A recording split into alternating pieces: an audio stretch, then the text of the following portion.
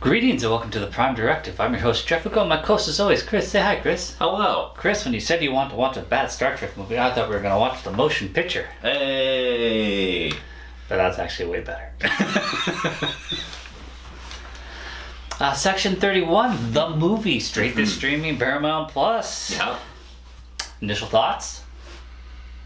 Awful. Really? Awful. Really? Yeah. Oh. Yeah, this movie has a list of sins that I think we're going to get to. But, what did you think? I feel like 4 years ago or something even further when there was the hint that this series was going to take place and then it became a movie, I promised you that I will be positive about this one because I shit on Discovery and then we could reverse roles. So that's my job today. Good luck to you, sir. I wish you the very best.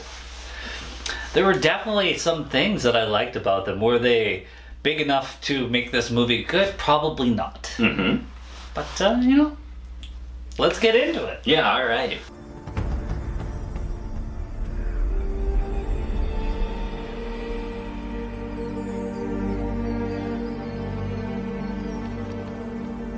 We start out with a flashback of a slightly younger Hunger Games. I mean, Section 31, Terran Empire. Yeah. We get a young Michelle Yeoh version coming back, and she had Wong, sort of. She was down to the top. I swear she said top 4, but I guess it was top 2. No, there were. She said 4. She did say 4, and then we just ignore the other two. Unclear. Yeah. Doesn't matter. No. It matters in the fact that once again a failed execution of your own guideline rules. And then poisons her family. Poisons her family, which I called immediately. Oh yeah, 100%. I'm like, it's in the soup. Yeah. They just kept focusing on the soup. I'm like, well, this is obvious. Kill your family. Yeah, there's one thing you have to do. Be like, did these people know that before they went? I'm kind of surprised that. God, I don't know. I think we're gonna spend this whole time ripping on this movie. I think it would have been more interesting if her family knew that she'd come back to kill them. Like, that's just kind of assumed. She's back, and then be like, oh fuck yeah. No, just solemn about it. It's just everyone's kind of like, they know what's coming. They know what their duty is to the Empire, that they need to die now. I'm sorry. No ties to the old life are permitted. An emperor can only be loyal to duty. I would think other people have won the Hunger Games to become emperor, so this would be a set knowledgeable thing. Yeah. Also, why would any adult allow kids to become emperor? Okay, so I think that's again something that there's so little substance to this, right? Like, we're just doing exciting or shocking things so we can do them. But we know the Terran Empire is brutal and ruthless, and everyone is out there chasing that power. That's what they're about. They're about chasing power and using brutal means to get power. And we're supposed to believe that this entire society is just that teenager can be the emperor. We all agree that that's who's going to rule us. The teenager that wins the Hunger Games. Yeah. That doesn't fit with anything we've seen from the Terran Empire to this point.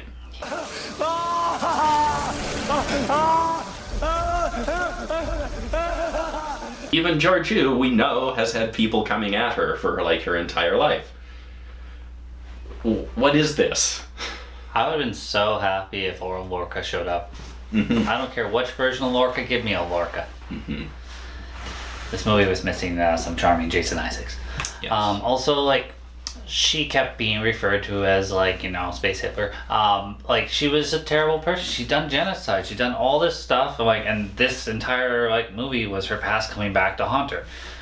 But, she never once, and maybe for good reason, mentioned Michael Burnham and how, that was one of the reasons she built a conscience, of which she never really built a conscience, let's be honest. Yeah, I think they were making an effort to have this movie rely on as little past knowledge of Star Trek as possible. I don't think they wanted to make any explicit references like that. Well, I'm actually was so surprised in the confinement of this movie and like where it didn't go anywhere.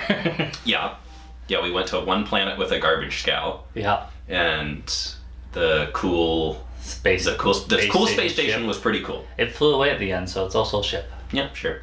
And yeah, and then a nebula, which, you know what? Props, nebula. That's good nebula. Yeah, sure. I liked it. Sure. Better than the same purple nebula for the 500th time, like in the TNG era. How dare you, sir? It was the same purple nebula every time, Jeff. We only had one. You know, if you're like wearing glasses or you're partially colorblind, Chris, and you only see one shade of purple, yeah, fine.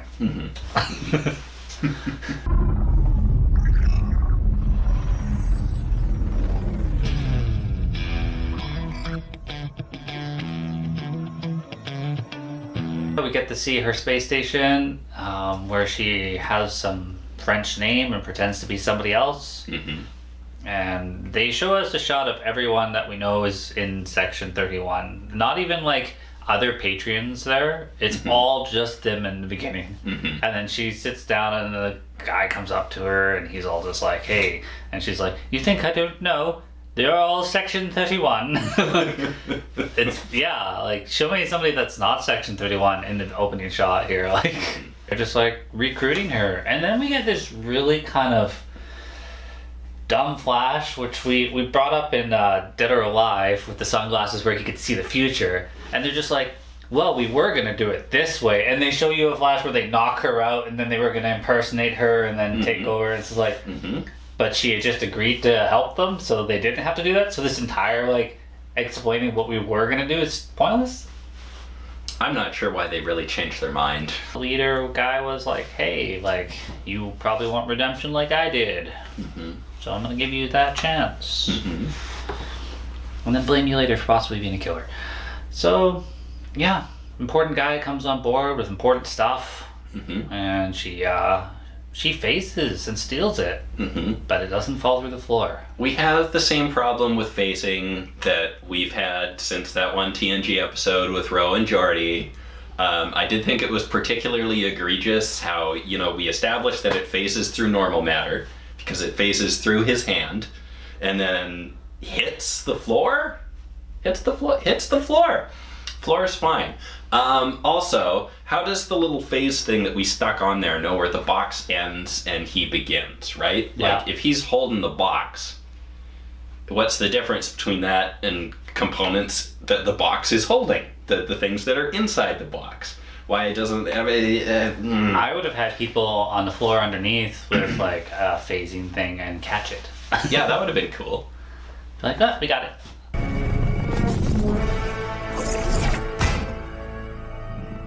I also think there was opportunity for a way cooler fight with that facing technology than we ended up getting. They did it a little bit, but you know, there was gotta be a world where we had some cool kung fu moves going, and you know, the guy's about to land a hit on you, but you can phase in or out, so that hit just goes through you, and then you hit him back. Like, stuff like that would have been really interesting if we were phasing more rapidly like that. Yeah, that would be like a good video game tool.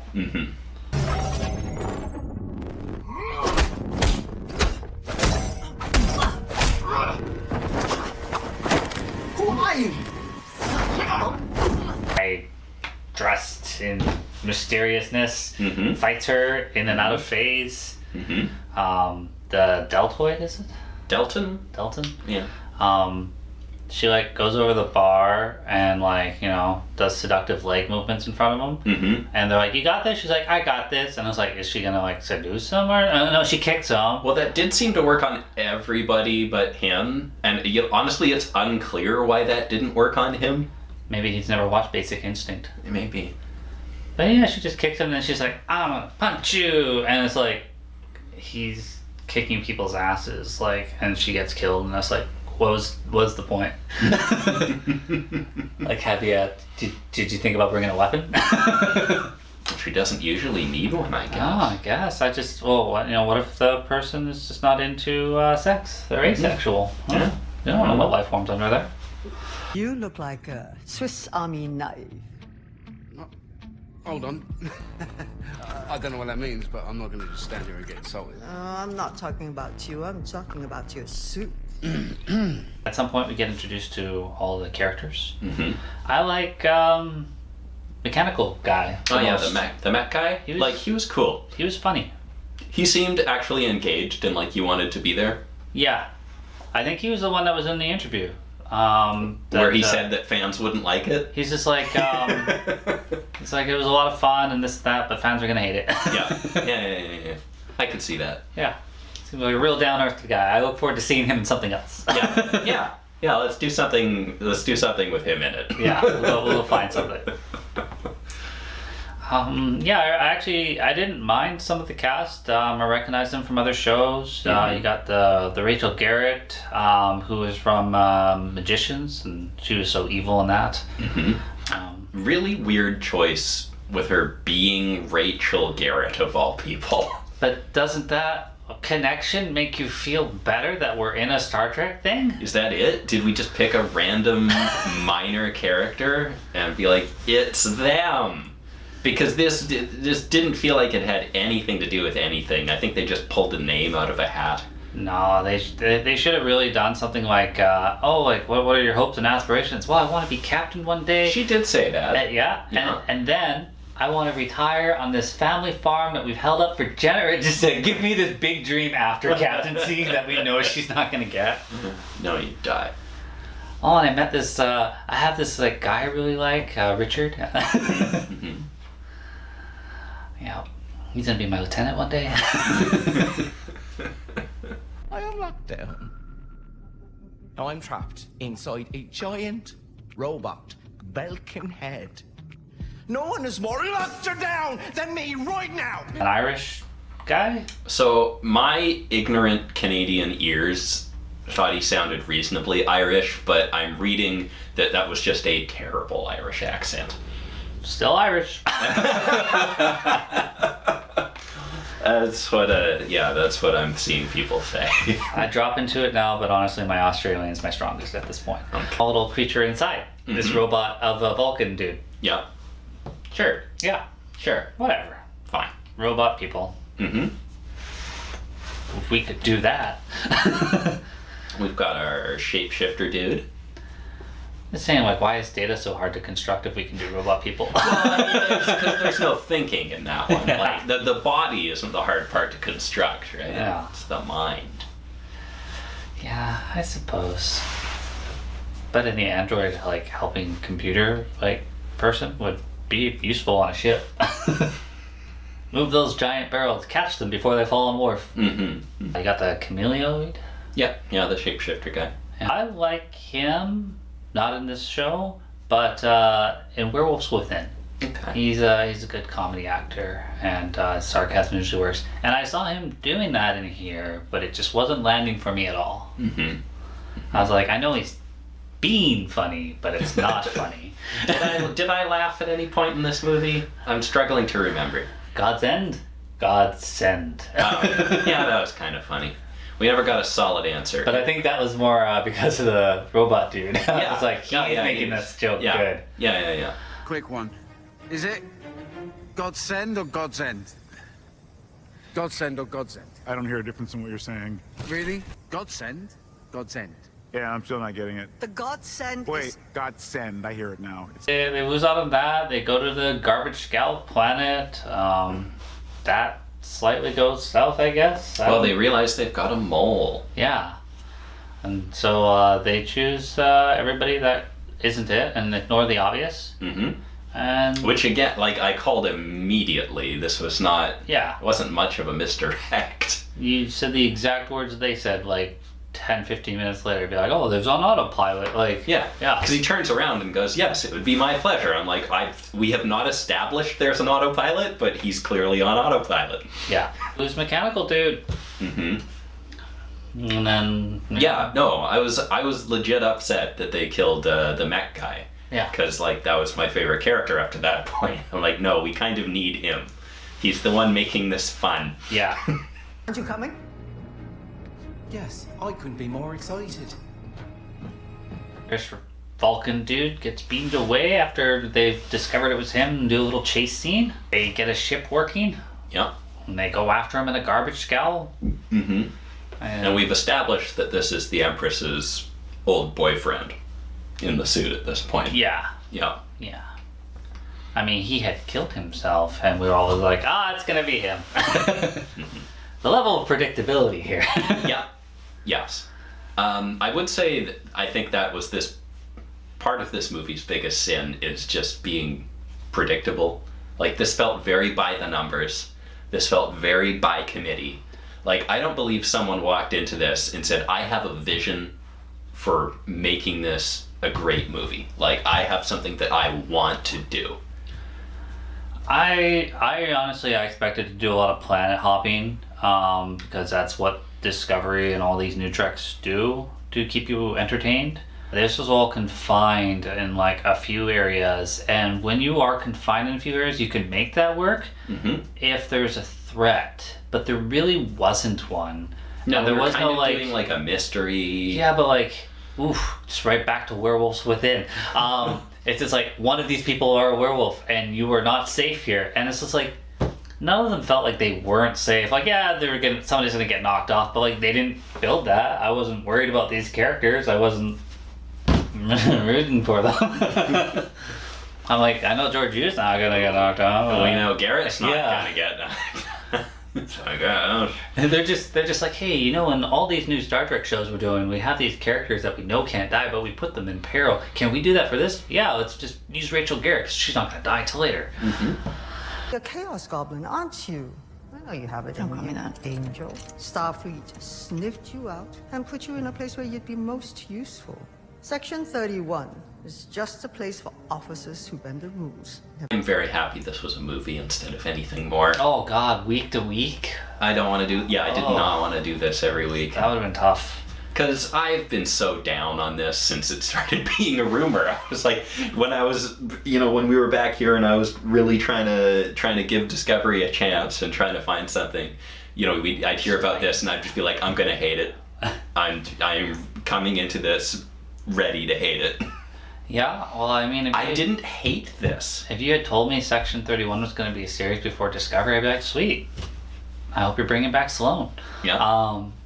Once Discovery and their little comm badges, and I was just like, ugh, no thank you. Yeah, and then I was so disappointed that we didn't do it. We didn't give Garrett a comm badge. Be like, well, you're part of us now. Here's a black comm badge. Be like, God. Isn't it stupid to identify ourselves? God. Yeah, what if she just said that? That's what I'm thinking. Like, just say that. I wouldn't have respected that at all. I would have just been like, no, it is shit. You don't get any points for doing the shit and then telling me it's shit. Yeah, I don't know, by the before the exact end, I wanted to like Garrett. I was just like, okay, like, she's like, kind of an energy, fun character a bit. And like, she's not like completely useless or anything, and she's kind of Starfleet. And then like, by the end, I was just like, Garrett, what the hell are you doing down there? Quasi, I am a trained Starfleet officer who fully intends on living long enough to be captain one day. You've got to trust me, okay? Actually, they chase after into the nebula. They have a firefight where it looks like the hull explodes a dozen times. Then they have some hand-to-hand fighting. Which, again, like, the choreography in this was not particularly exciting. There was so much just cutting to the thing that happens. I think one of the things I liked, and this is more of like a sarcasm, was every time like somebody would win, it'd be like, I'm gonna hug you because like I still have feelings for you, and it's like, yeah, that was weird. I see what they were going for there, but like, it was never established to the point that would make sense in this world. Honestly, when she went for the hug there, I thought that was a misdirect for the audience. I thought we were supposed to think, oh, she's trying to win him over with love, but it turns out she put like a bomb on his back or something. Like that. Yeah, no, that's what I thought was like, that was a misdirect for the audience, but no, she was doing that. I saw that and I was just like, you know what, if two characters like spent so much time together, like one would try to save the other, but like that was not the case in this. Like, she made him servant boy and burned his face, and like even if she had to do that to keep him alive or something, be like, he's your choice. Yeah, that's one thing. But like, they didn't show us any of that. She had no redeeming qualities for the entire time he knew her. Yeah, yeah. So like she, as far as we're to know, she went from innocent girl immediately to genocidal dictator. Yeah. Like we're given. What I'm being presented with is there wasn't really a journey there. Like the Hunger Games did it to her, I guess. Yeah. But she got right up there and she was like, let's do a genocide. 2, 1.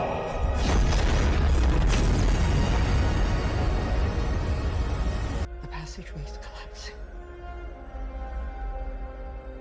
And I had issues with this too, where it was like, oh, we're gonna set off this like universal ending explosion, and it's like you haven't even started the ship to go through this portal that takes you to the mirror universe, which cool. You can do that now. Apparently, we're just nuking the portal, I guess. So that's not going to affect either universe for some reason. You just nuke the entrance, I guess, and everybody's fine. It's again unclear. I'm never going to watch this again. At least I certainly hope not.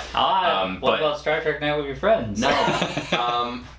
But I guess I need to pay a little more attention to exactly what it was described that the device did. Yeah. Because I'm not sure why it wouldn't just radiate out from the portal and do its thing. It was going to wipe out her entire Terran Empire if she was killed.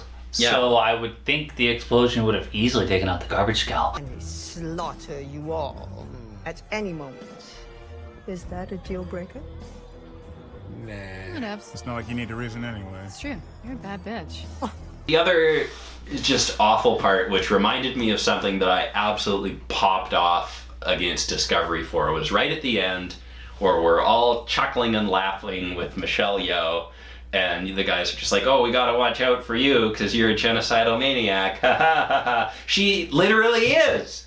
No, a genocidal maniac. She's a bad bitch. Yeah, they said it again. Yeah. They said it again. You're a bad bitch or something. What did they say in Discovery? Like, she's a badass. With a stare of death. Oh, we get it. You're a terrifying, soulless murderer who we can never truly trust. Love that for us. Somebody's got to keep things lively. Like, why must she be Yas Queen Slay? Why can't we ever engage with what this character is? Yeah. Like, honestly, if you saw a movie where she was running around trying to stop something bad helping, but also, like, would stab and kill the people, because that's what she is, and she knows, like, hey, kill a person, they're no longer a threat. Yep. Like, yeah, she didn't get to do any of that at all. Would that not be more true to her character in a more interesting movie? Yeah.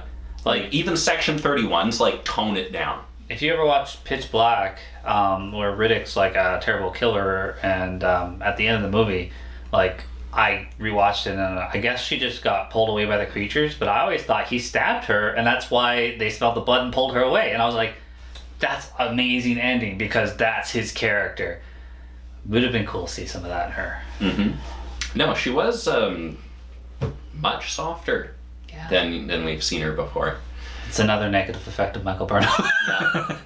Yeah, and like the Discovery and this movie are just terrified. Like, they want to have fun with Michelle Yeoh, and they've written themselves into a corner by making her actual space Hitler, and they just want to love her. They want to have so much fun with this character, and they don't want to engage with what they've written her to have done. Hey, she brought Jamie Lee Curtis into this. Yeah, she existed. She looked like she had some nanos on her head. It was whatever. I think they caught her in between scenes from Borderlands. Yeah. Control has a job for us.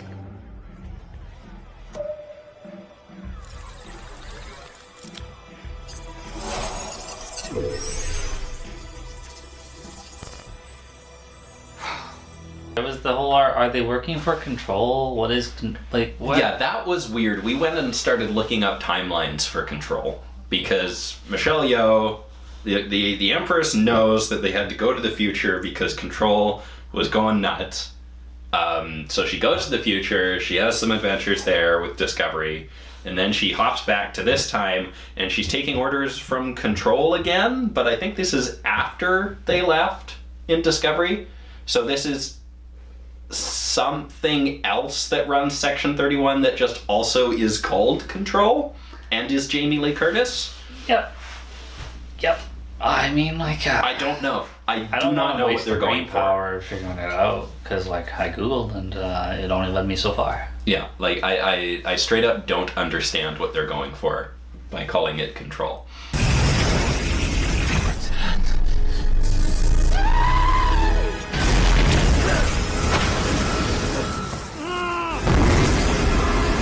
So final thought, Chris. Final thoughts. This movie, I came in prepared to hate it, and I couldn't even hate it. It was too safe. It was too rote. It was too made by committee, paint by numbers. Like, it was just dull, and anything interesting had the edges sanded off, and what a waste of time for everyone involved. I was insulted by a lot of the little jokes that are not from that time period. They are from our time period. Oh, yes, we didn't get to talk about that. Would you like fries with that? Mm-hmm. Like, I'm sorry, like, there were so many, like, little jokes that, like, doesn't make any sense from that time period. I love that for us. Yeah. Yeah, that's... Friends with benefits, and, like, just, like... We that's how we talk now. Yeah. Like, nobody understands Star Trek anymore, to the point where it's just like, hey, you're in the future, you should be getting along for the greater good. It's also military. Yeah. I don't think nobody understands it anymore. I think there's a lot of examples of it not being understood. Okay. But Lower Decks, which just ended, was, I think, good enough for me. And, I'm a Strange New Worlds enjoyer, and I think they're doing pretty well. They're doing okay. Okay. They're doing okay. Okay. Even Lower Decks at times would be like saying things, but I will say Mike McMahon knew his Star Trek really well. Yeah. yes. So I let anything pass. And now can I have my sequel series?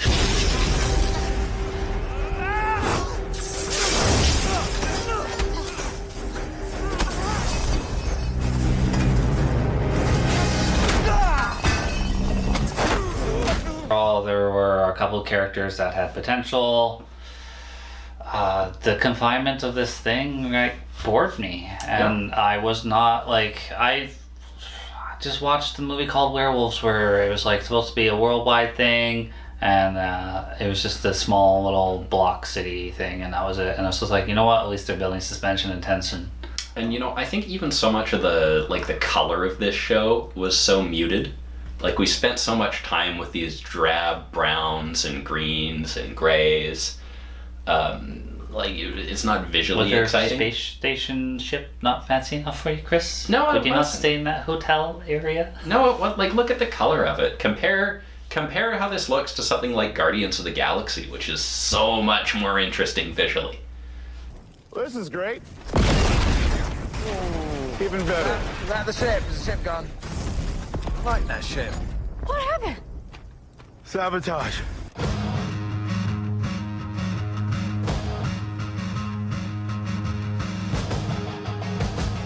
That's a good choice. Wouldn't recommend it. No. I don't think... There's movies we talk about that are bad that I'll go share with my friends because at least they're fun.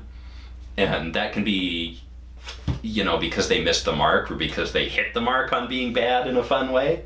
But this was just dull. It was safe and it was rounded off. Why? It felt like it was an obligation to Michelle Yeoh because they had said we're gonna do a series for you, and then once she won an Academy Award, they're like, oh yeah, we said we were gonna do this, we better do it. But how about a movie? Apparently, she really wanted to do this. Yeah, well, I bet she has a great time doing it. It looks like it's probably a lot of fun for her. Her acting's great. Yeah. Michelle Yeoh is amazing. Mm-hmm. Unfortunately, the writing for her is meh. Mm-hmm. And the story's meh. Mm-hmm. And they actually said meh in this. Oh, yeah, they did. Yeah, that was another one. Sure. Yeah. Yeah. Well, guys, you know what? Whenever I watch some bad Star Trek, I just remember there are several series that are good, and I go watch them. Yeah. They can never take that away from us. Yeah. Especially if you own them. Hard copy. As always, guys, thanks for watching. We'll see you next time.